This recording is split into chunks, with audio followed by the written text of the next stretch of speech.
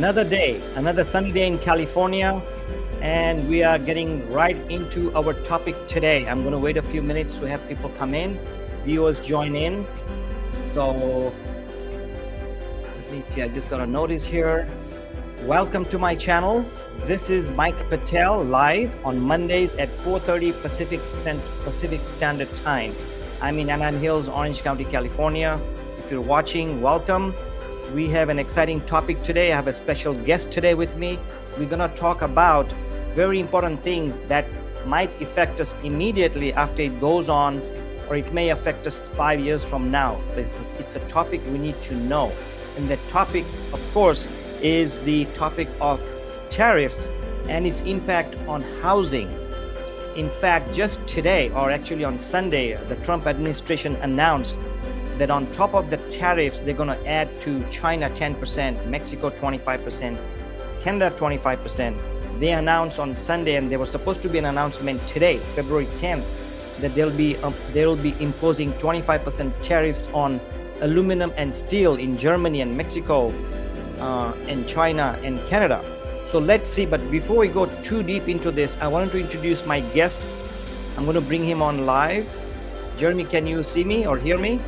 Yep, I gotcha. Great. Okay, our guest is Jeremy Kane, all the way in Colorado.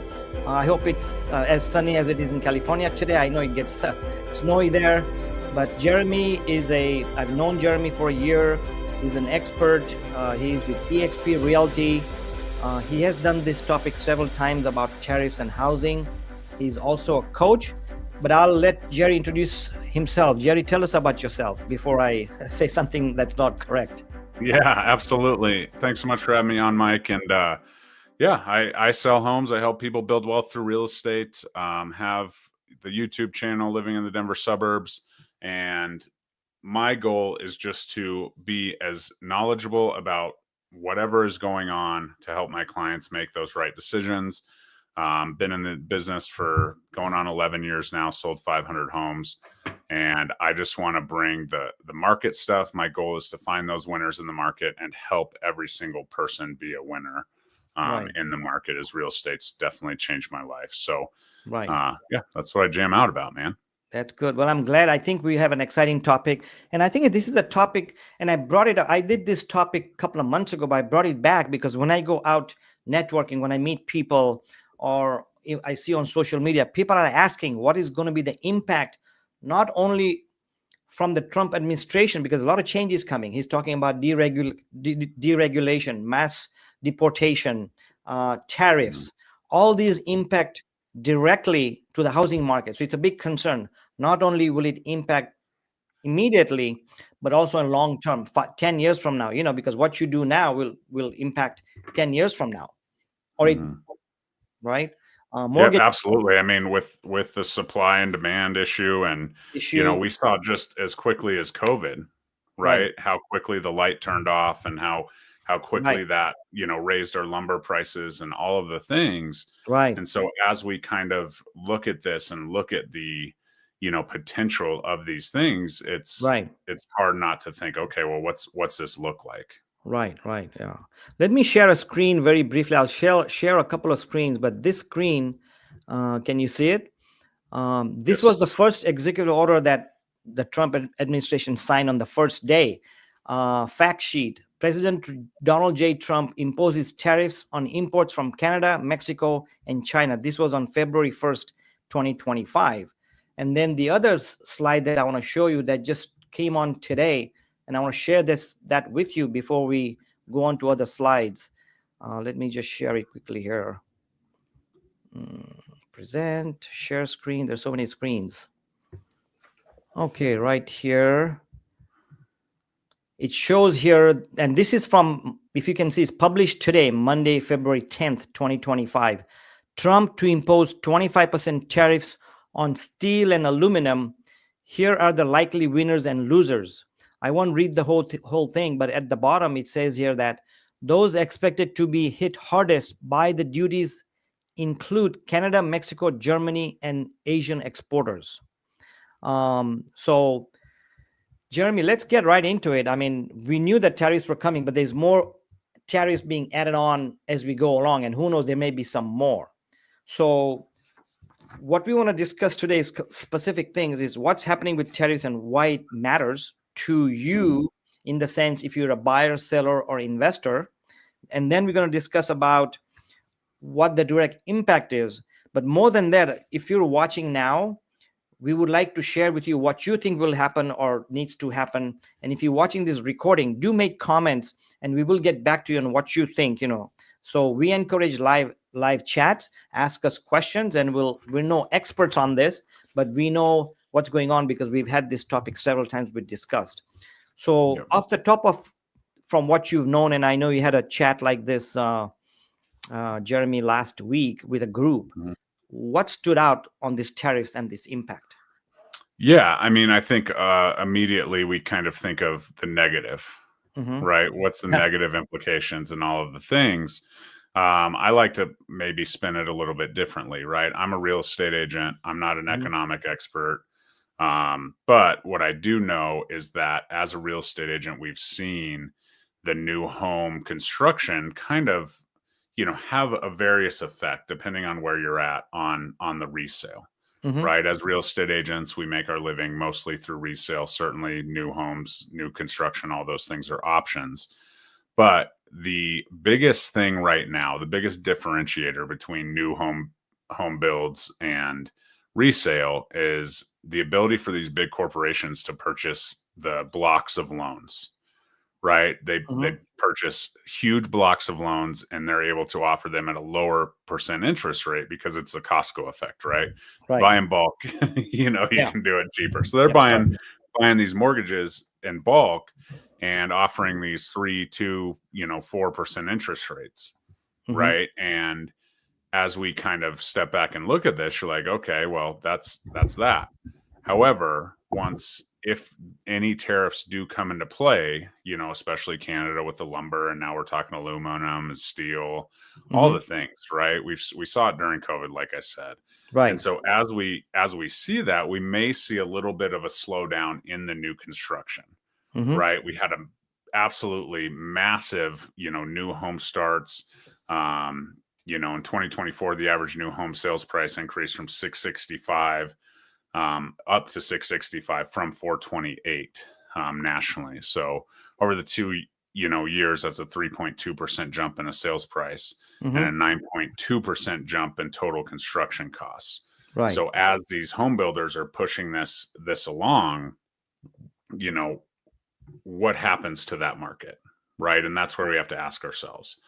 Right. So, and as we kick the can down the road, you don't need as much lumber to fix up your resale house as you do to build a new one, right? So I think there could be some silver linings as far as existing home sales, because if the new home sales start to slow down, they can probably purchase less mortgages because they're not going to be able to build as many houses. They're not going to be able to put as much out. We've all obviously had the labor, I don't know if there's an industry that has, the 100% labor force anyways. Right. And so I think there's a lot of things that are pointing towards existing home sales getting a little bit better in the event that these tariffs do take hold. But I mean, it could be a myriad of things, right? The deportations, this, that, and the other thing could all also have an effect depending on, where you're at in the country and that kind of stuff. So I think there's huge implications to what goes on nationally, even though sometimes we feel like we're kind of, we're just a little guy. It doesn't really matter. They're going to do their thing. It doesn't matter who's there. Right. I think within our industry, there's definitely going to be some trickle down. Right. Okay. Well, one of the things that makes this, and we're not trying to predict anything, but we kind of say, hey, what is going to happen, is that we get different kind of newses and different kind of comments. One of the things I read about, in fact, I did a video last week. It's coming out next week. I recorded one. And one of the stipulations that the Trump administration is putting through or wants to put through is cut the deregulation, especially when it comes to home development, new development, construction. And he's saying that he would like to drop $50,000 per home, new construction, in cost. I mean, if that happens, that's great, because a $500,000 house right now today, well, let's take a $420,000 house today, which is the medium home price in USA. If he cuts 50,000 on average, that house could cost you 370. And that could be the down payment that the first time buyer needs. And as you know, the biggest challenge for home buyers today is not the qualification, it's coming up with the down payment. Even 3% down on a $400,000 house, $12,000. A lot of people are having those challenges. And the more down payment you put, the better you can qualify. So when we talk about these things, yes, tariffs are going to impact significantly. But on the other hand, they are trying to cut the cost, cut the deregulation, cut the red tape, cut the bureaucracy, so the prices drop. I'll read an article quickly here and show you what's going to happen. Let me see here. Let me share my screen again, and let's see here.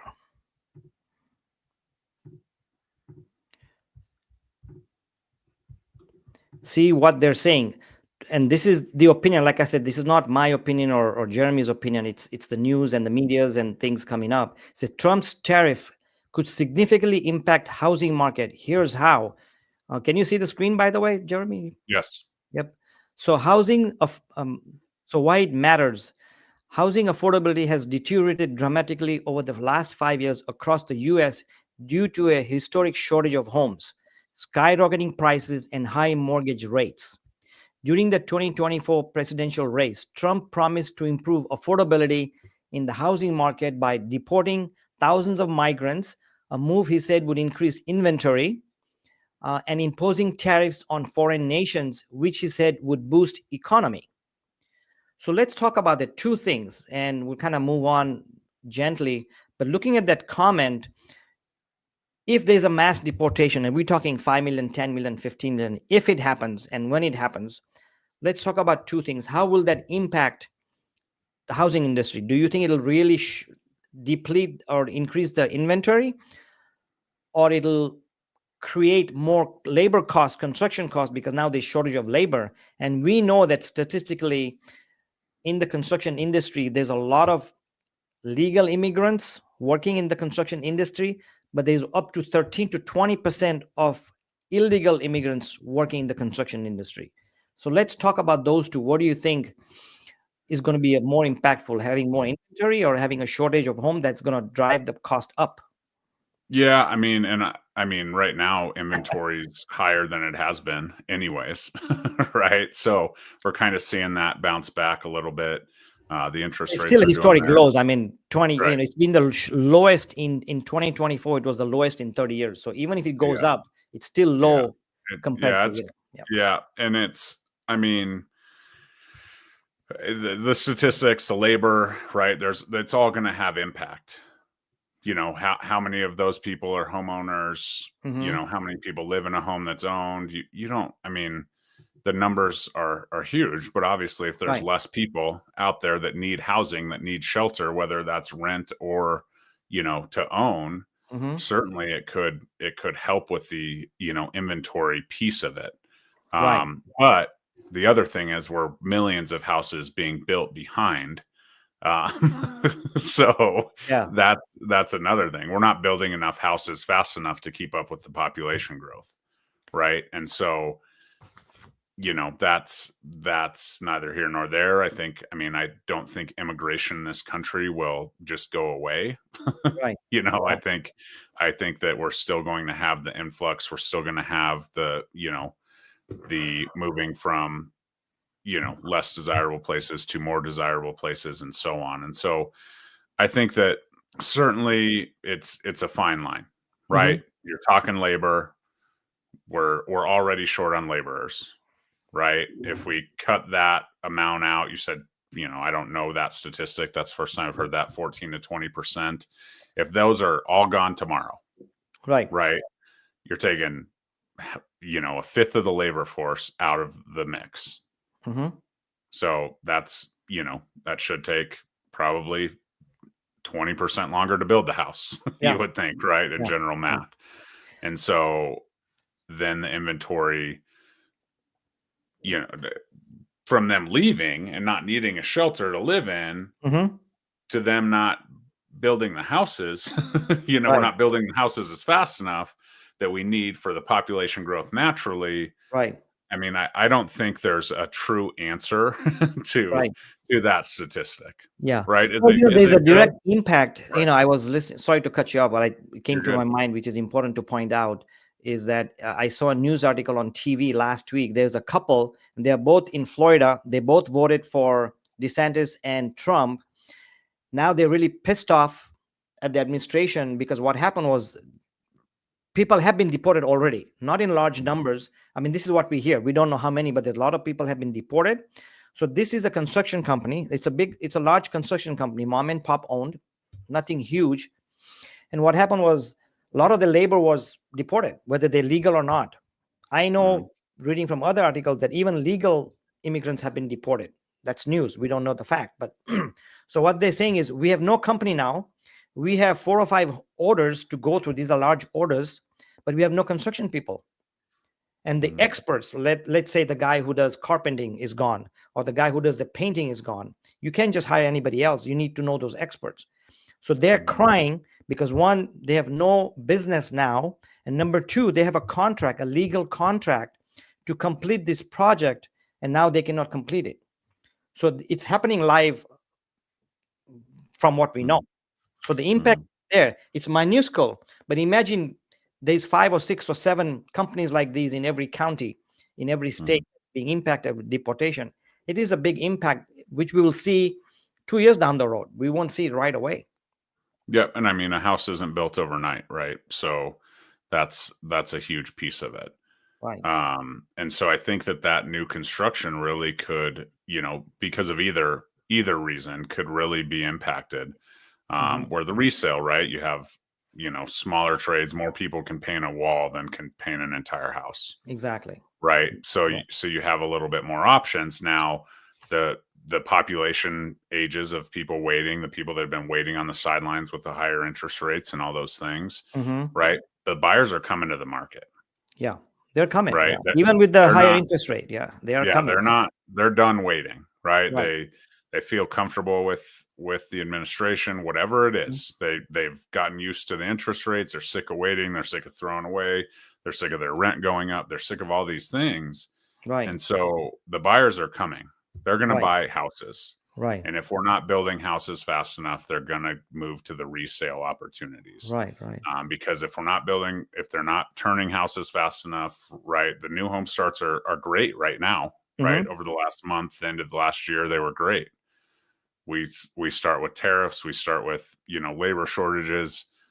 They're going to have to slow down, right? They're not going to be offering as many incentives as they have been because they can't purchase as many loans because they don't have the influx of, selling all the homes right away and those kind of things. So I think there's a lot of impacts on it. I certainly think that the resale market will bloom in the event that the tariffs do take hold. And I think that, that's why this is such an interesting topic, because we're not talking about a mass crash, right? It's not a thing. We're just talking about, maybe just a shift in who's winning in the listing market. Right. Yeah.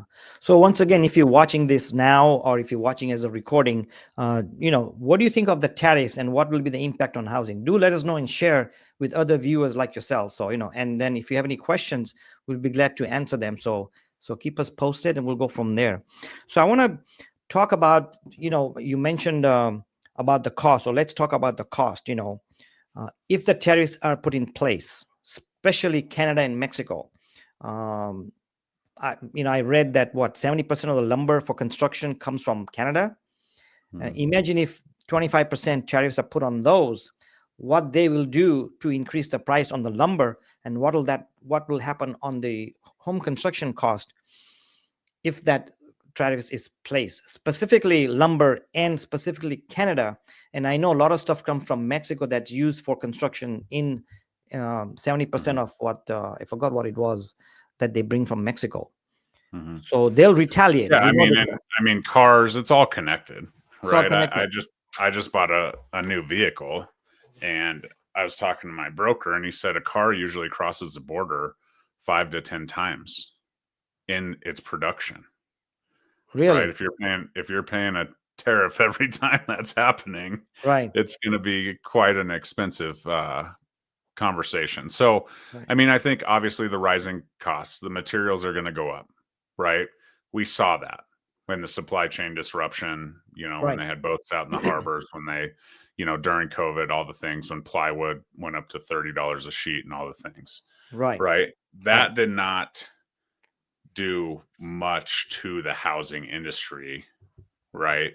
Mm-hmm. Because you know, you were buying it at bulk and, you know, the builders were buying it. It was just people just did it, right? Right. People just adapted, right? And Right. so, and I mean, resale guys, you know, we're doing one thing. We need one sheet of plywood to fix floor, whatever that is, Mm-hmm. roof, and Yeah. so on. So it made more sense. But as these material costs rise, in theory, handing the tariff over to, you know, the consumer, Right.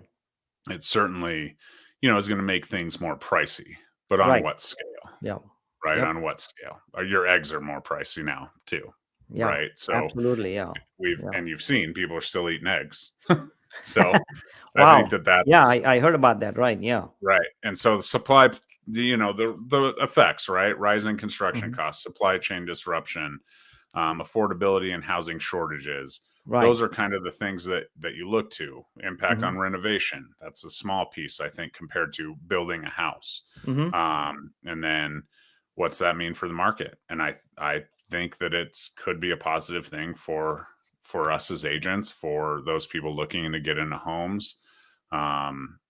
You know, it unfortunately the first time home buyers are really drawn to those new construction interest rates and Mm-hmm.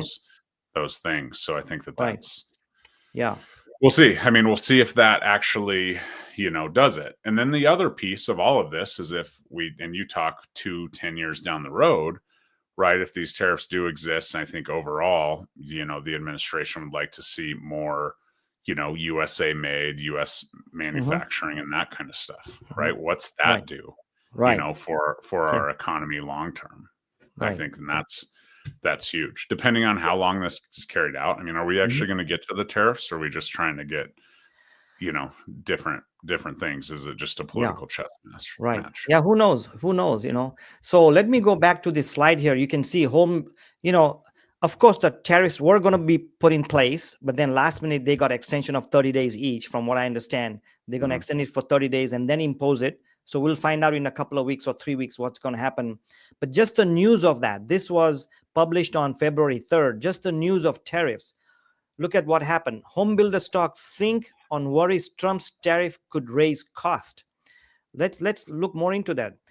The key takeaways from this article is shares of home builders and construction companies lost ground Monday on worries that new tariffs could raise building costs. Keep in mind that tariffs are not in place anymore. They're delayed for 30 days from last week. President Donald Trump signed executive orders over the weekend calling for the 25% tariffs on Canada and Mexico and 10% on China. But they were retracted and given a 30-day extension. The tariffs were set to go into effect on Tuesday before Trump on Monday agreed to delay the tariffs on Canada and Mexico for about a month.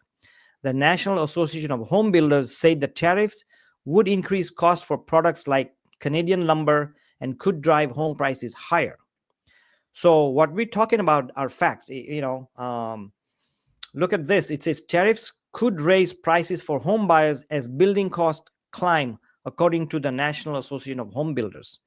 I'm going to read one more paragraph. It looks very interesting. Tariffs on lumber and other building materials increase the cost of construction and discourage new development. That could put a damper on inventory. And consumers end up paying for the tariffs in the form of higher home prices. So, wow, we're back to square one. I mean, you know, Mhm. is it going to help or not?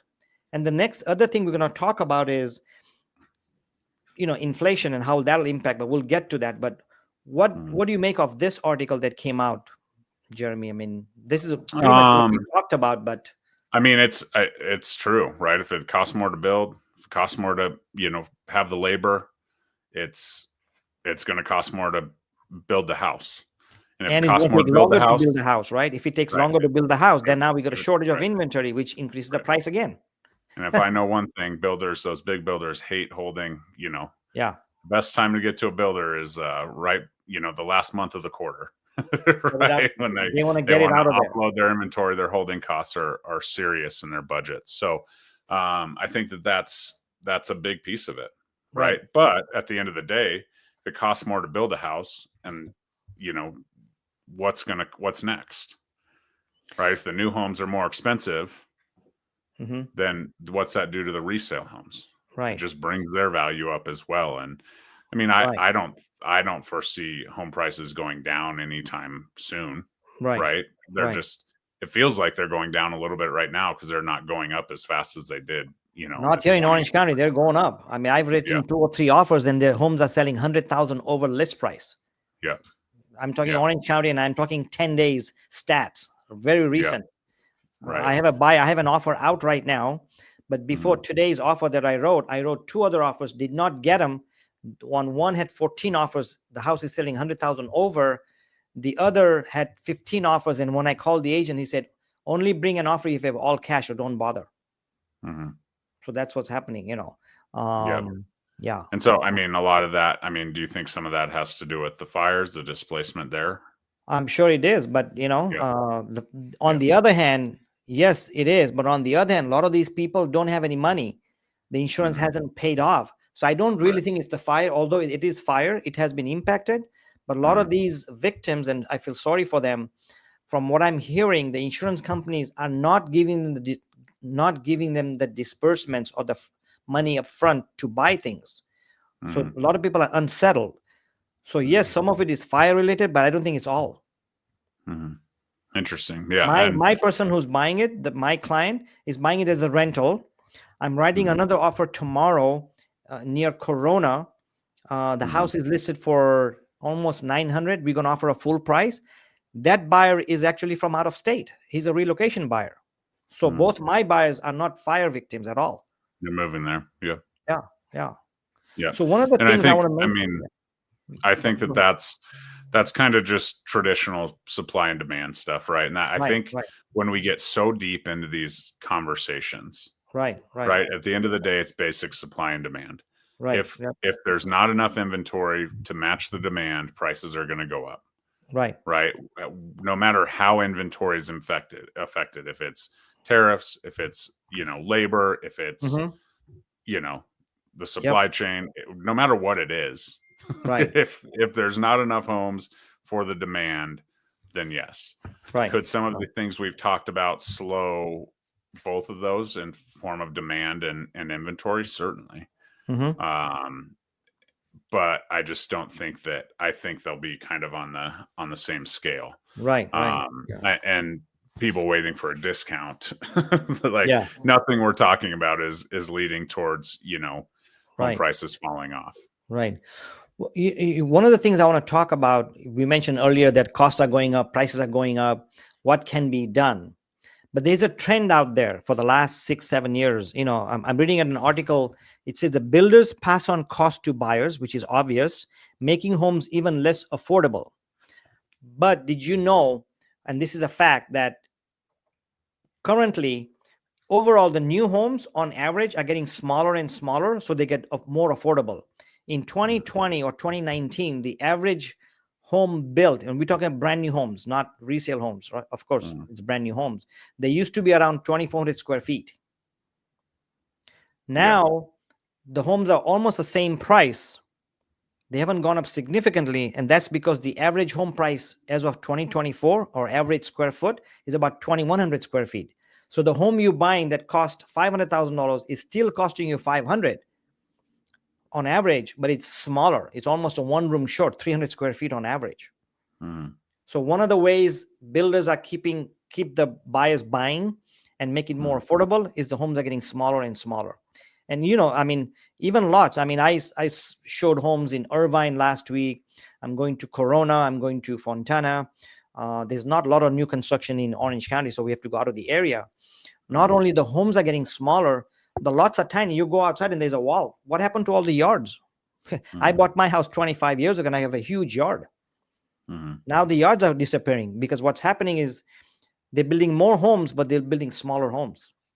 And they're tighter, right? Yeah. That's how they make more money. They maximize on the subdivision of the lots. Right. So Right? in a way, it's good that a buyer can afford it, but you're getting less. It's like you're buying a car and you get one less tire. That's what's happening. Right. And I mean, some of that lends to, the move up buyers and things like that. Right. That's where the resale kind of comes into play and gets that done, as far as, okay, it's a smaller house, it's a starter, home, whether you have a family, kids or not, then you need a bigger house because you have more things regardless of kids or not. Right. And, you kind of go on to the next, and, that's where some of the resale, or you go to a different community where the little bit bigger homes and that kind of stuff. Right. Okay. But they don't make dirt anymore, right? That's what they say. So, right. Okay. So let's talk about the existing home. We talked about the new homes. I just want to switch gears a little bit and then kind of, because we were talking about the short-term effect. So we want to look at the short-term effect on the resale homes. Existing home sellers may benefit, but not for long. Sellers could see home values go up as new construction slows. How does that happen? Can you talk on that, or do you think that's true? Say that again. That it's not for long? Yes.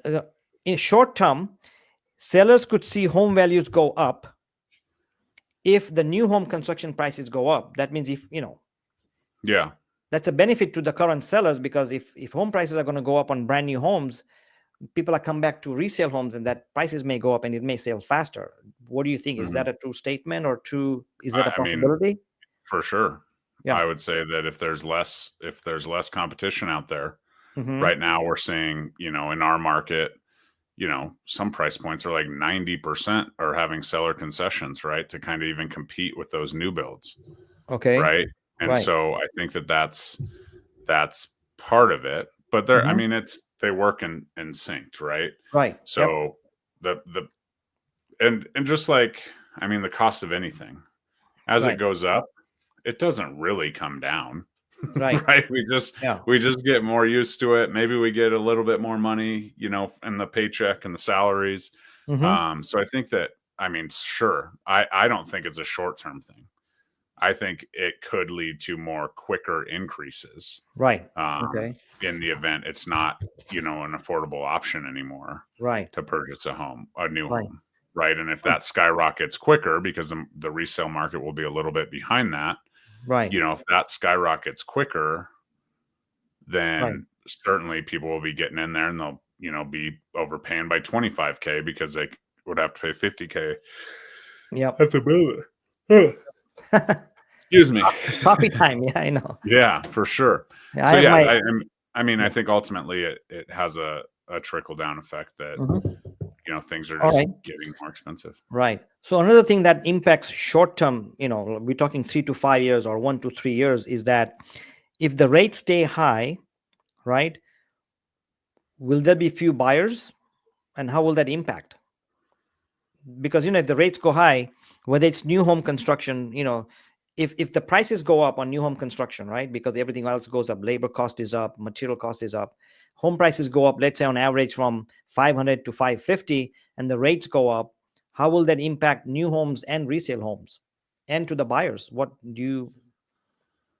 I mean, here's the deal. Like I tell people all the time, right? Your rent is just a couple months behind, right? Like if the cost of living is getting more expensive, it's going to catch up in all phases. Right. The rental market game is basically, you want to keep it at a percentage below, what an average mortgage would be based on the interest rate, based on the insurance, based on all of this. But I have rental properties. When my taxes go up, when my insurance goes up, so does rent. Right. And so when mortgage rates go up, so does rent, because, there's just that opportunity. So it's really about educating the buyer on, okay, yes, the $4,000 a month mortgage payment is more than your $3,000 a month rent. However, what's that mean long term? Where's the money going? What are you doing to save? Will you ever be in a position to be able to afford to buy a new home with a down payment if your rent just keeps going up along alongside the mortgages, Right. right? Because Also, my yeah. mortgages are based on what the average, or my rents are based on what the average mortgage would be. Right, right. And also buyers have to remember that when they buy a house, yes, you're paying 3,000 a month rent, but with the mortgage you may pay 4,000. But remember, once you buy a house, you get tax deductions, and we're not going to get into accounting. We're not accountants, but if I were to buy a house, and I sell a lot of resale homes, one of the reasons rich people buy rental property is because they make money on paper, meaning that when you buy a house, your interest rates are deductible up to a certain point, depending on your income and whatever. Your property taxes are deductible. If it's a rental property, you get major depreciation. And a lot of these smart investors, they depreciate on an accelerated level at 7% versus 27 years, or 7 years versus 27 years. And at the same time, making use of OPM. They're making the renter pay the rent. They're using other people's money. So even though they are paying high price, they'll take into account all this information. So if you're a new home buyer, not a rental buyer, but a new home buyer, yes, your mortgage will go up, but several things happen. One is that you get deductions, your property tax, your interest rates, you get homestead, etc. But remember, you're also paying principal every month. So that means you started saving for your future, because every time you make a principal payment, some of it goes to principal. And in the long term, if you look at the last 30 to 40-year history, homes appreciate at 3% to 4% per year, depending on where you are, but that's an average. So yeah, you may pay higher, but in the long term, you're going to be a lot richer. What do you think of the equities right now, Jeremy? Homeowners are sitting on tons of equity. They don't have the money in their pockets, but there's a lot of, if I sell my home, I got a lot of equity. And when I say me, I'm talking, take any homeowner who bought a house 3 years ago, 5 years ago, 10 years ago. They got tons of equity because part of their mortgage payment went into equity, not only paying down the mortgage, but appreciation. So you have to think that way. Don't just think, oh, 4,000, I ain't going to pay. I'm going to pay 3,000. So if you're a renter, you got to really sit down. My favorite quote is, if you're renting, you're paying 100% interest, right? Because that's all going to someone else's pocket. It's not doesn't going matter if it's 3% or 10%. You're paying 100% interest. Right. And so I say that you paying. The other thing I say, and that's a new one, I'll steal that from you. The other thing is you are paying a mortgage, but it's not yours. You're paying your landlord's mortgage. Yep, absolutely. Sorry to say that might hurt. But I have rental properties under mortgages. Yep. Right. And they're doing just fine. Yeah. And they've increased every single year that I've, had the rent. I don't raise my rent on my tenants that are doing what I need them to do. That's just my strategy, because of the cost of finding new tenants and that kind of stuff. But it's a no-brainer.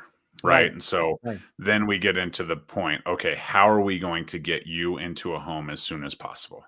Got it. Right. Okay. And is this an opportunity? Right. Is this the calm before the storm? Are builders going to be moving as much inventory as they possibly can as we lead up to the potential, stock drops and all the things that we're reading about? Right. Are there opportunities out there for buyers to get in before these tariffs come, just based on the fear of the tariffs? Right. The market already reacted. It said in that article, right, Mike? Right. Yep. And so where is the opportunity? Are you sitting on an opportunity waiting for the perfect interest rate? But then when the perfect interest rate comes, they're not going to be building homes fast enough and the cost of homes are going up. Or when their interest rate dips, is there going to be massive, migration into the market where the competition is just going to, erase any savings you might have had over your mortgage. And so, ultimately home ownership is where it's at. Right. As I sit here, the best time to buy real estate was yesterday. The next best time is right now. Right. Yep. So let's talk another point that I want to discuss about the short-term effect of all this is that what happens to inflation if it goes up or down. If inflation worsens, buyers may sit on the sidelines, reducing demand. If inflation goes up, who knows, interest rate may go up, and that'll, so What do you, because one of the Trump's things, and a lot of the business people, at least a lot of the business people that I know of, voted for the Trump administration because they think he'll increase the economy, make the economy better, prices less or whatever. But what if something happens, the inflation goes up? How will that impact interest rate and ultimately impact, especially the first-time home buyers? Because they're the most vulnerable. Sorry. Right. And I mean, I Vulnerable. think that's a double-edged sword, Right. right? A lot of people talk about, here's the deal. When the stock market's good, the bond market's not, Hmm. right? Yeah. And Yeah. our mortgage interest rates are based on the bond market. Right. So Exactly. Right. the idea is there's more money in the market, right? So if the economy's moving better, there's more money in the market. The interest rates, at a 5, 6, 7%, whatever it's going to be, right, kind of feels okay because there's more money in the market. Right. Right. Yep. It's when the economy is uncertain and the inflation's rising up. And I mean, obviously the effect of tariffs could be certainly, Hmm. Yep. that there is higher inflation.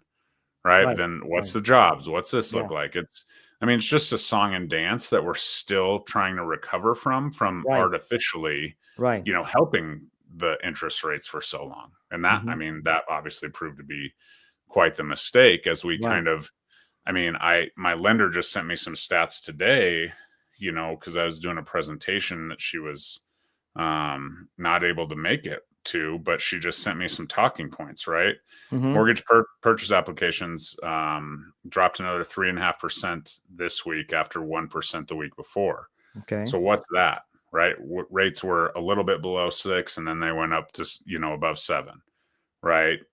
Closings are down, inventory is up nationwide, days on market is a 10-year high. All of these kind of things that are just, Hmm. it's not a clear picture. Right. Yeah. Right. And Yeah. all of these things, like when the treasury yield used to invert and they knew that that was good or bad, Hmm. right? That's not necessarily the thing, Right. right? It's just Yep. like, when, they changed the definition of recession. Right. They're like, oh, it's way Yeah. different now, right? Yep. It Very doesn't different. mean Yeah. the, 2 consecutive quarters of GDP loss anymore. Right. Right. It's that and all of this. Right. So Right. I think that we're in a new time. There's more money in the market. Obviously, the crypto thing's going crazy. Hmm. I just had a guy call me and say I could buy that house 7 times with my crypto account, but I don't Right. want to. Yeah. Right? Yeah. Like, so money in the market's okay. Yeah. And, a good economy, that's how it does help the real estate market, Hmm. is when there's more money out there, people are making more money, morale's Right. higher, 7% interest rates, $5,000-$6,000 mortgage payments, don't seem like such a problem. Right. Yep. Right. Which is Right. crazy to say Yep. under any Yeah. circumstance. Yeah. So here's a question, just to take a detour here, is if you're a buyer or a seller and the sellers become buyers, because if I was to sell a house, I may want to move to a single story home or near my kids or near a hospital, whatever. So if you were a buyer, would you rather wait or would you rather buy now? What are you thinking right now? Let us know. We'd like to. Am I selling? No, I'm talking in general, Okay. so I want the viewers to make a comment, would you rather wait for the prices to drop or the rates to drop, or would you rather buy now based on, what could happen? The tariffs could create havoc or it could help. We don't know, but just a thought, make a, if you can make a comment, that'll be great. So let's switch to long-term impact, Jeremy. Mhm. I mean, yeah, there'll be short-term impact, this and this. But when we talk about long-term impact, we're talking anywhere from what's going to happen 3 to 8 years if these tariffs were placed. Not only now we're talking not lumber, but even steel and other things. So if tariffs stay, inflation could drive mortgage rates higher. Mhm. I mean, so if the tariffs go up, it may cost the prices higher. But if nothing goes up, then we don't know what's going to happen with the mortgage rates either, right? Yeah. And, I'm a real estate agent. The mortgage rates, I mean, I scratch my head all the time at them. Right. They're just part of it. Right. Like, Right. and you mentioned selling and buying, and the truth is if you're selling and buying, you're buying in the same market as long as you don't do something crazy. Right. Right? You're never going to time the perfect market. I highly suggest not trying to sell at the top and wait till the valley to purchase. Mm-hmm. If you're buying and selling in the same market, especially if you're staying in the same area, Yeah. like none of this matters, right? Yeah, but Because you're yeah. going to get a benefit on the sales side for some, like say the tariffs are there, existing home prices go way up, you Mm-hmm. get a really good, sales price. Right. Well, now you're buying in this same in the same market, right? Right. And so Right. Yeah. that's what I encourage people. And the way that, news travels so fast, and everybody's got their opinion and all the things, is like, look at your situation. If you're selling and buying in the same market, you're going to win on one side, you're going to lose on the other. You're going to tie on one side, you're going to tie on the other, or vice versa. Like, it is what it is. If you're trying to buy a house, look Mm-hmm. at your situation and say, okay, well, am I paying rent? Is my rent going up? Do I have any control over it? Am I building any wealth? Am I able to save? Am I able to do Right. this? And it doesn't, none of this matters. Like, Here's get what I your say, get in the sellers. You market. mentioned you lose on one and you win other. I think the sellers win either way.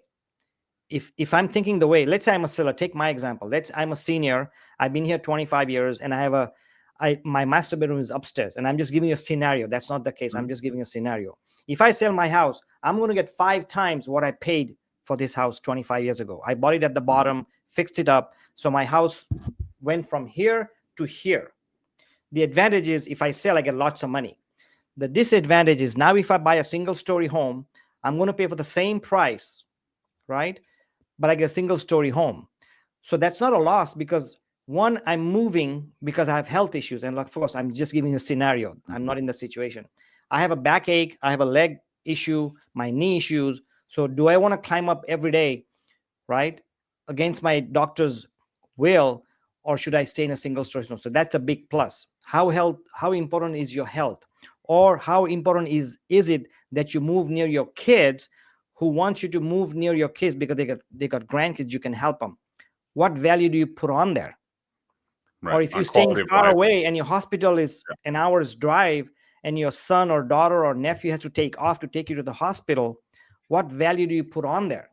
So don't fight the price. If you're a seller, sell it here, buy it here, because in the long term, no matter where you buy, your house is going to be up anyways in 10 years, statistically, right? 4% Mhm. on average. Yep. So you can't really, in real estate, you can't lose long term.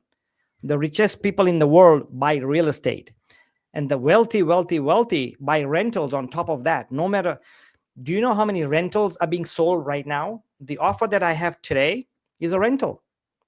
Mhm. Is the rental guy stupid buying at this high price and high interest rate? No, because he knows that in 10 years, the house will be worth a lot more. He's going to get tax breaks, depreciation, all of that. So Yep. there's a lot of And value. Yeah. I think the point that I was making when I was talking about selling, you win as a seller, but now you're a buyer, Mm-hmm. right? And if you have a mortgage, you're going to lose probably 3, 4, 5% when you make that transition, Right. right?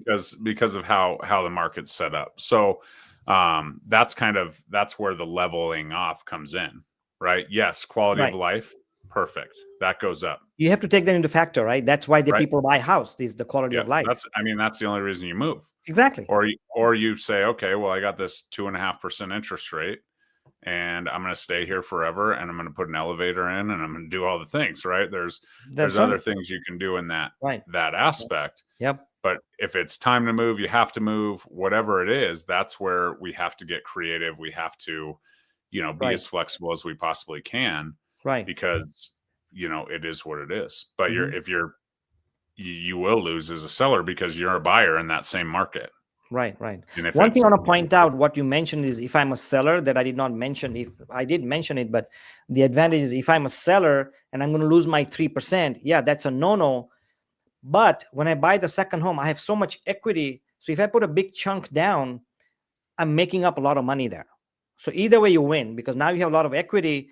And if you're buying another house, you put whatever equity you want, put a big chunk in the other house so that you're reducing your amount of mortgage. So even though you may pay 6% or 7%, you can always refinance when it drops, and it will drop. We don't know when. I don't think it's going to come back to 3% in the next 20, 30 years, or at least until I'm in the real estate business, because I'll be gone no, by then. you I know, hope not. from the I real hope not. estate. It's Yeah, not. I right. mean, that's not healthy. It's not sustainable. It's why we're in this No, it's not position. going to happen. Yeah, yeah. And it is the reason for the massive growth in prices nationwide Right, over the last 5, right. 10 years, 6 So I years. want to talk about two more things about the impact of tariff long term. Okay, the two things, and we can discuss it together or separately. The two things are, if builders stop building because the prices went up, construction costs went up, blah blah blah, Mhm. long-term housing shortage grows. So let's talk about the impact. And after that, what I want to talk about, if the economy weakens, let's say some things happened, didn't work, the policies didn't work, layoffs could lead to a housing slowdown. By the way, Facebook today just laid off 3,600 people out of the get-go without any notice. They laid off 3,600 people. I know Google, a lot of the big companies, Walmart, Google, Apple, they've laid off hundreds of thousands in the last couple of years. And there's a vibe that there's going to be more layoffs coming, especially with the new AI, which is going to replace a lot. So let's talk about, if builders stop building, what are the long-term shortage grows, right? And then if the economy weakens, the layoffs could lead to housing slowdown. So we can talk it together or separately, So, I mean, why don't I ask you a question? Sure. What's that look like in your market? Which my market's very similar. I have to go to the outskirts to find new construction. Mm-hmm. What's that impact have? If the builders stop building, they don't build there. Yeah, right. It's going to increase the price because there are a lot of buyers. California has a net, in the last 3-4 years, California has had a net migration of people moving out. Very true. But the number of home sales is just skyrocketing. It just keeps going up and up and up. So I think the people who are moving out are the people who can't afford a house anyways. Those who are making $20, $25, $30 an hour cannot afford to buy a house today. So they're moving out to Montana and Idaho and Timbuktu, wherever they're going. I also heard a lot of seniors are moving out to Portugal and Vietnam and Thailand because it's a lot cheaper. That's a whole new story. So I see if there is a shortage right now, but there'll be even more shortage if they stop new construction because of high, and the prices will only go up. Right. But I mean, as far as new construction right there, you don't have a ton. We don't have a ton as it is, at least not in Orange County. But if you go to Riverside County, which is, right 10 miles from where I'm at, but it's right down the street. There's a lot of land, but it's going out further and further. And every time I show homes, prices are going up. So, Yeah. And I mean, I don't think that, what I would think is if you suppress all the new build inventory, which are already short in, I think your prices are going to skyrocket. If it's they're skyrocketing because of the demand as it is. Right. And with the shortage, it'll demand even more higher. And I don't think the interest rate will have any impact when you buy new homes, because guess what builders do, which a lot of buyers don't want. I know a builder that I showed is giving at 5%, not 7%. One of the agents I was talking to, I think in Tennessee, those builders are giving 4%. They do the interest buy down and options and things, right? They pay you for closing cost. Yep. So with the new home builds, because they use their own lender, they can give you 4%. So the demand is there for new homes. Right. And so, I mean, if every home you don't build, the prices are going to go up on the resale homes. People need homes. That's the bottom line. That's the bottom line. So I don't think that under any circumstance, not building homes is, slowing down of the new construction is going to be, have a negative effect on prices at least. Right. So, and of course, remember, we are only talking about housing. We're not talking about other economy and other things. We're talking about housing.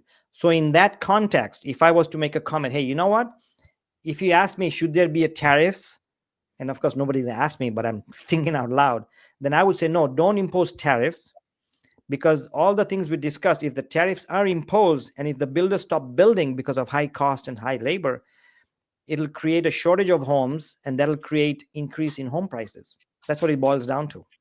I think short term. I think long term, if the tariffs do stick and that's what it does, I mean, the whole, the big picture of tariffs is less income tax, right? You got Doge, you got all these, government spending stuff. And so if those prices are suppressed, I think, it's 50-50, right? Who knows who knows? But the long-term effect would be, I mean, certainly if tariffs do take effect and take hold and are here to stay, and that's how we're moving forward, then we're going to have a lot of domestic manufacturing, right? Which could replace some of those, AI lost tech jobs or, Hollywood jobs and things of that nature. So here's the other impact.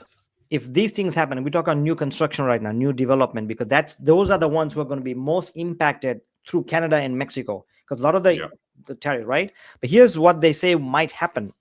Will construction recover?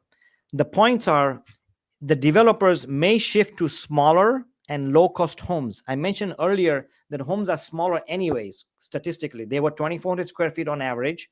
Now they're 2,100.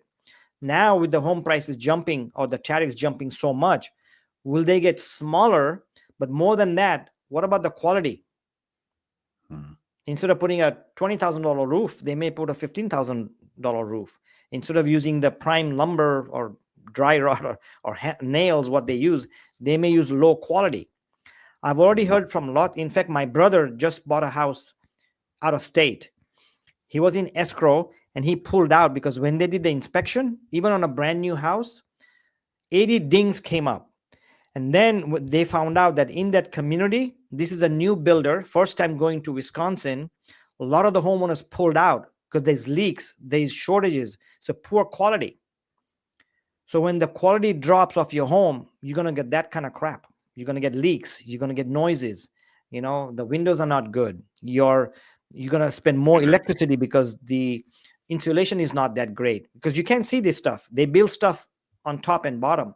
So the quality, if it drops, which they might, not only will you get a smaller home, but a low quality home, and you'll have a lot of repair bills, repair cost, and frustration. Imagine you get up in the morning and then you get a slab leak and now you got to go fix it and not go to work. So that's one thing that could happen to lower cost homes. The other thing is if domestic supply chains improve, cost may stabilize. So I don't know what will be the impact on domestic things. Where's lumber? Why do we import 70% of lumber from Canada? That's used for new development because we don't have it. Right. And ultimately that's the catch-22, right? As we go and how's that? Do we have it? I know Trump the other day said that we did have it. I don't know where he's got it, but there's certainly different things we can do, but this is all long-term, right? This is the short term. I think quality of construction has been limited, right? Because the truth is the trades are in such trouble anyways. Right. Our kids aren't going to school, to trade schools to do that, although the money's amazing. I think that's all of those are very good points, and we just kind of have to see. Certainly if I'm representing buyers, I always have, but I'm encouraging them now to get a inspection and a third party set of eyes on it, and all the things. Because the 120 inspections and the building code inspections and all the permits and stuff that they do, that's great. But that guy's or that gal's there one moment in time, and what happens before and after is kind of history. So okay. Oh, you know what? We have a question. Sorry, I just saw it. Let's answer this question. Trump tariff. Thanks for the question, Damien. Trump tariffs cause inflation, causing inability to afford homes. What's your thought on that, Jeremy? Well, I think the inflation was where it was at long before. It happened before, right? We had inflation, inability to afford homes. Certainly, that's all part of it, right? If the tariffs work as this administration sees, and that the taxes go down and that kind of stuff, we could see some opportunities. Right. Because if the whole taxing budget is coming from tariffs, then the tax on us as citizens hypothetically is lowered. And then you kind of go from there. So I don't think that Trump's been in office long enough Right. And I don't think that the tariffs, I mean, they obviously haven't taken effect. Right. So, Right. I mean, certainly tariffs historically have caused inflation. Right. But I don't know if that's the major inability for Right. people to afford homes. Okay. Hey, thanks, Damien, for the question. Also, just a disclosure, this topic has nothing to do with politics. We're not saying Trump is doing bad or good, and that's not our intention. Our intention is only what will be the impact of tariffs. So just if you're watching, if you're red or blue, this is not a political conversation. So, so now last few topics I want to talk about, which is, I think, very important, is the global trade and housing market risk. Okay. So a couple of things we can talk about. If the tariffs are imposed on China, for example, China's potential retaliation, how does it affect the U.S. real estate? Number one. Number two, Mexico and Canada's response. Will we see counter tariffs?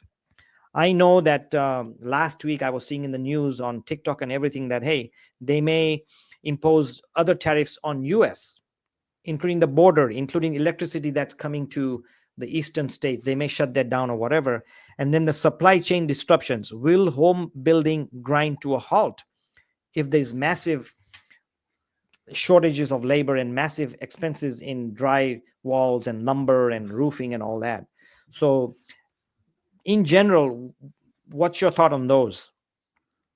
And my personal opinion, they will retaliate, but let's say they do or don't. What's your opinion on that? I mean, I think that's certainly, something to consider.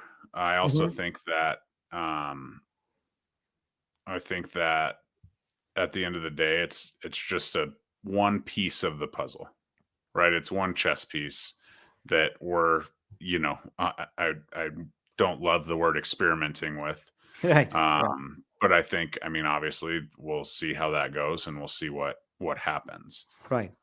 Ultimately, I think for the most part, we're pretty set up to kind of drive the boat as we've seen, but certainly some things could happen. And, if maybe we take them off, maybe we don't, just depends. Like, it just depends on where we're at with all of the international relations. I think that there's a lot of things that could happen. Okay. So I want to wrap it up with a couple of things. Jerry, maybe you can give the last ideas. What I want to give an idea on is based on not what we discussed, but based on what could be the impact of tariffs, good or bad. What would be one or two things that buyers should do now, or what would be one or two things that the seller should do now if the tariffs would increase or whatever, I mean, sellers, again, if the seller's buying in the same market, not a problem. If the seller is moving to, like you mentioned, Portugal or a lesser market, like, take advantage of it. Who cares what the interest rates are? Because you'll be able to buy in cash in those other markets. Right. And so I think that's positive. I think that as a buyer, I would be paying really close attention to the builders and the incentives, and get with a real estate agent like Mike and Callie or me in Denver, and just have them on monitor, right? Maybe there is opportunities, right? Because they saw the markets, they saw the stocks react, they saw that big plunge. And if they're going to put stuff on fire sale, you want to be ready to roll and you want to take advantage of that. Right. I mean, because they have those lower interest rates, they might have the lower prices. Like, you never know if they're offloading inventory for one reason or another. What about areas like Orange County? We can't really go by builders because there's not any homes. So areas like Orange County, a lot of areas in Los Angeles, a lot of areas in New York, a lot of areas in Chicago, metro areas, and neighborhood suburban areas 25, 30 miles away. There's still not a lot of land there. And there's a lot of home sales there. What would they do if there's no new home construction there? What about resale homes in that situation? Yeah, I mean, you got to go when the demand's low, right? The demand's going to be high, right? I mean, if right, so now, like, what it boils down to, buy now, don't wait, right? Yeah, right. Don't chase the market, right? That's what I say. Don't chase the market, because I'm telling you right now, the second that interest rates are lower, there's going to be multiple offers on every single property, and guess what? if you bought a house today at Mhm. a 7.5% interest rate, say, and it was 2 or 3 offers you're competing with, or one offer, right? Right. I've been getting, one offer, no competition here, Mhm. right? We're getting in there, we're getting some concessions, we're doing what we have to do, saving some cash. Well, what happens when that house, say we're buying it for 515, what happens when the interest rate drops a point or 2 points? Everybody comes to the market, and this same house that my client is now living in, comparables start to inch up further and Right. further, because now these people can afford this same mortgage because Mhm. the rate's lower. And what's my client get to do? Right.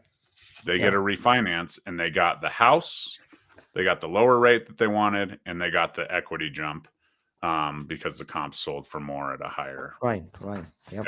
competitive Right. rate. Yep. So I mean, this sounds crazy. I'm a real estate agent, but when there's opportunity right now, the only variable that is in the buyer's favor is competition is less than it has been over the last few Mhm. years, Mm. right? The interest rates are high. The inventory's what it is. It's higher than it has been, lower historically. Right. You have an opportunity right now to do it. And especially if these tariffs take hold, Right. at least in the short term, we're going to see massive, migration of the resale. Right. Right. Okay. Cool. Well, based on this conversation, and when I planned out this conversation or this chat, I'm going to give out 4 kind of to dos or things to consider. Okay. But before I do that, I want to say, is if you're watching this, is now a good time to sell or buy? What's your comment? What would you do? Do share with us whether it's live right now or whether you're watching a recording. A lot of my viewers watch my recordings later on in the evenings or later in the weekends. So if you're watching it, do make comments. So here are the takeaways and action plan for homeowners that I'd like to not suggest or advise, but what I came up with based on what's happening in the discussions is: number one, if you are buying, consider locking in now before construction costs rise, and if they rise. If you're selling, watch market trends closely before committing. This could be the market trend in the next couple of weeks, next couple of months. If you're investors, and I work with a lot of investors, factor in higher costs for renovations and property taxes. And I'm going to add insurance on that. And then the last thing is, if you're a retiree, rising costs could impact fixed incomes. And I know that in Florida, for example, a lot of the fixed income homeowners been there for 20, 25 years cannot afford mortgage payments right now because of 3 things. Number one, property taxes went up, their insurance went up, and their HOA skyrocketed. So those are the things to keep in mind. Anything you want to add to that, Jeremy, that they should consider based on what Yeah, I mean, may happen? I think you control what you can control, Mm-hmm. right? And those HOA payments, the insurance, like you just mentioned, if you're in it in an investment, that it is what it is. Mm-hmm. Granted, it carries on to the next people, Right. right? Like if you're a renter, you're going to be paying that anyways. Right. Okay. Here's Jacob. Hey, Jacob, thanks for the comment. So you are waiting for the rates to go down? Okay. Well, that's good. Let us know when do you think they'll go down and by how much, if you want to write it in the comment. We also have a comment from our viewer, Kevagian. We're going to wait 10 years. Wow. Okay. So yeah, that's their opinion, but that's good. If we go back to okay, Jacob Korea is waiting. Okay. Well, they have a right to wait, right? Everybody has their own opinions, own Yeah, I mean, timings. he has LOL there, so he might be Yeah, just saying that. okay. Right, maybe he's saying waiting for rates to go down. That's not his And he's saying strategy. that I they're don't know. not going to go down. Is that what he's saying? Is that what you're saying, Jacob? Yeah. If you're still there.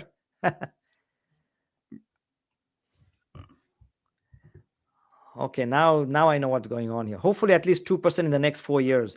The market is MEH right now. I don't even know what that is. Jeremy, do you know what that is? Mm-mm. That's Meh. He's saying meh. It's It's just like, it's Yeah, not great. it's not great. I know. Yeah. Right. That's true, Jacob. Very true. But 2%, my opinion, it's not going to come back in the next 30 years. And I'm going to retire in 5 years. So I know I'm not going to see those, but I don't think anybody's going to see it, Yeah, and I mean, I think you're watching the rates kind of stay stagnant. You're watching the home prices stay stagnant, if not tick up at a small amount. The debt ceiling certainly, is something to consider there, Damien. I just don't know. I just honestly, I don't see. I don't see that crashing the real estate market. They're going to do anything they can to keep that. They're going to do, tariffs. They have all kinds of different financial, things. The real estate market crashing, I mean, honestly, it's just not. It's not on the radar. Not on radar. Yeah. Damien put out another question. How do you think the debt ceiling comes into play with crashing the housing market? I'll let you take that one, Jeremy. I'm not right, and I saw that one. I already got that one. That's you already got that. Okay, cool. Okay, so let's look at this one here. Jokes aside, I don't think they'll go down. I'm assuming anytime soon. I got this vid recommended on my feed as I'm watching some home buying videos lately. Only option I see is just buying and trying to put as much. I don't know if you can read anymore. And trying to put okay, and then it keeps going. Is as much as I can on the principal to avoid paying that much interest. That's very true. On mortgage calculators, on current rate, interest is the same as the house value after 30 years.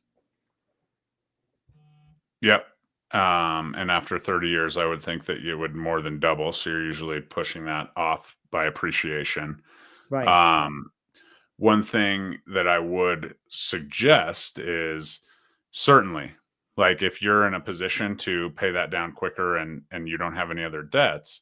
However, historically, the lowest interest rate that we take on as Americans is our mortgage rate.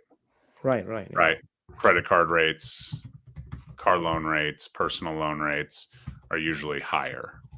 So sometimes we get so fixated, right, on these low interest rates that we have the lock-in effect right now where people are like, oh, I can't ever do anything, 3.5% interest rate. But they're stacking up their credit card at 35%. And they're stacking up their others at, yes. So I put a question to them, caveat, is that would you buy now at current rates? I forgot to type in, and then refinance when they drop. What happens if you wait and the rates go up and the home prices go up? But if you buy now, you're paying the current home price, because what if both goes up? Then how long are you going to wait? So with this option, are you open to this option? Buy now, whatever the price is. Let's say you buy a brand new home and they give you $20,000 in carpet and allowances, and they give you a break on your points. And you can always refinance when it drops to 5 or 6 or whatever. Would that be an option for you? If you're still on, just let us know. But that's an option that I think a lot of sellers, a lot of the buyers are buying because, rates are high. But one thing that you got to keep in mind, Jeremy, I'm sure you've seen those charts.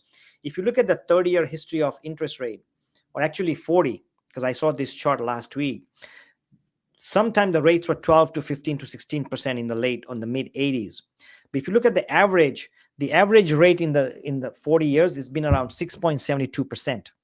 Yeah, they were down to 3% 4 years ago, but they were 8, 9, 10, 12, 18%. So if you take the average, it's about 6.72. And that's where we're at right now. So, Yeah. And I purchased your first townhome, 5.63. That's Josh, that's the next comment there that's coming across. Yeah. I mean, Kev, again, I hope that you're crossing your fingers from a homeowner's perspective and being able to watch the market.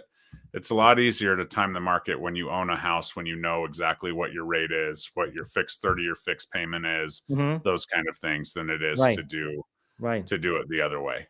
Right. And here's Josh, purchased first townhome in Tampa.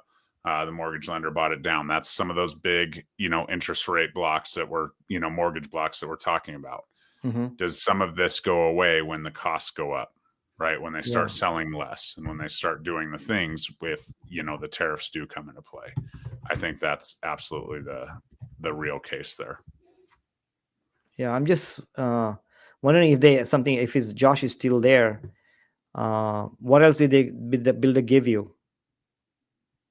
Incentives, HOA fees.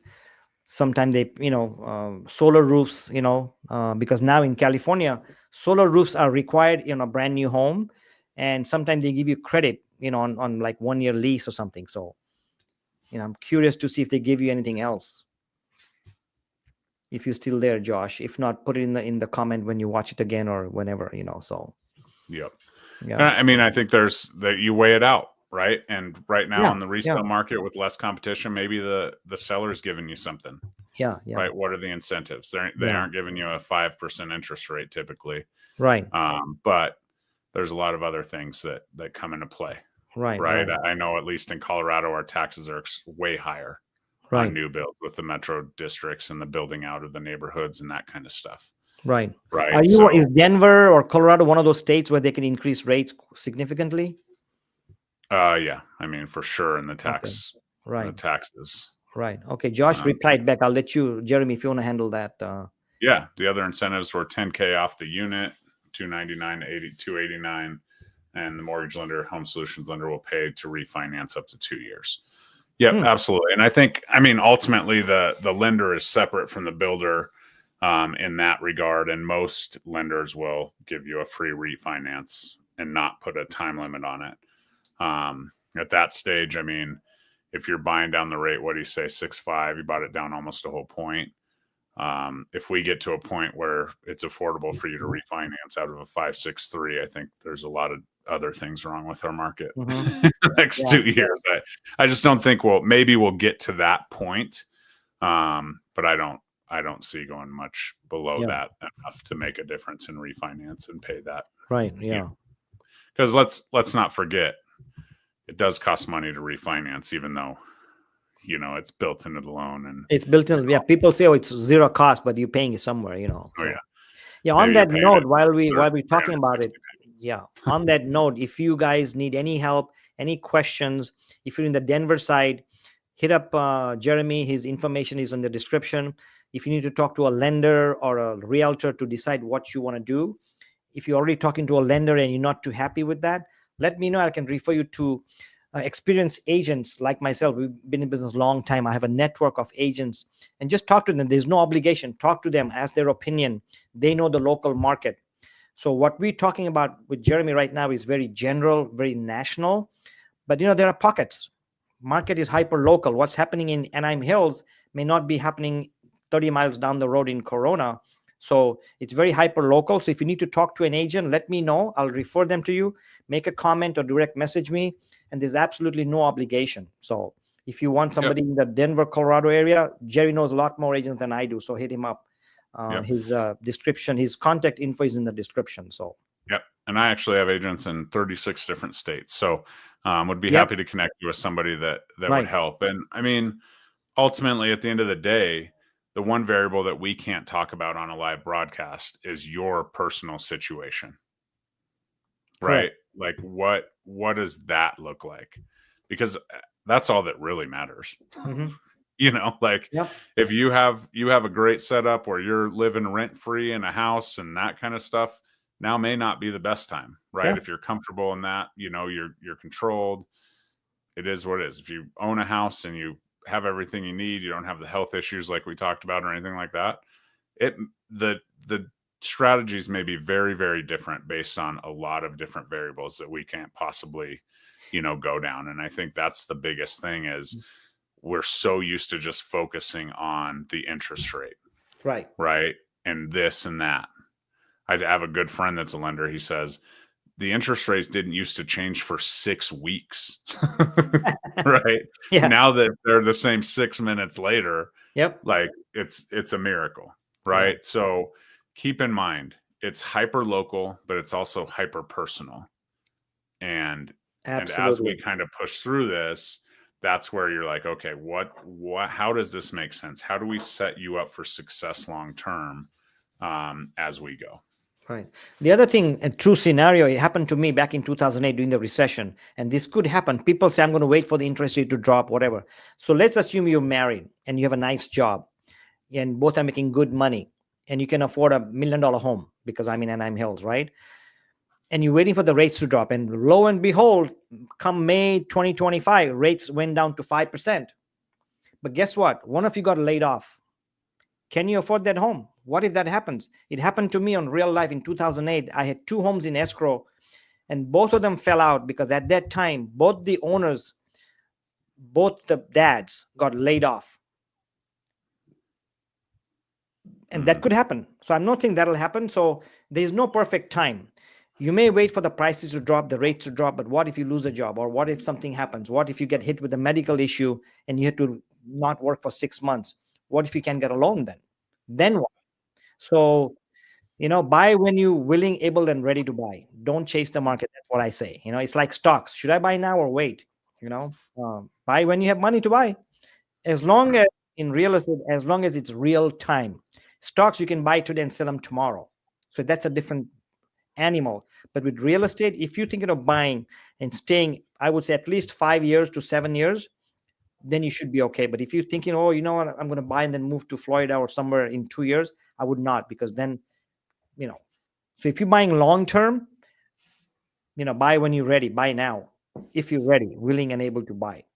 And if your whole thing is lined up, right? You're ready to move, you're ready to make new friends, or you're ready to move to your parents' house, or ready for a relocation, new area. I've been in this dump for 20 years. I want to move to the beach or to the desert where it's warm, it's good for my health. So all those situations, you have to look at it, so. Yep. Start building equity, right? That's Personal, the thing, because if you do have equity, if you do have that security blanket and you do have an emergency or have a big cost that comes up for the house, like, you do have that option as well. Mm-hmm. Right. Yeah. Okay. Any last thoughts, Jeremy? And then we'll call it a day. No. Thanks so much for having me on. We covered a lot. It's good to jam out. Always willing to help and provide some perspective. And, that's what I got. We'll kind of see. Okay. We'll see if we get another 30-day extension on the tariffs as we go.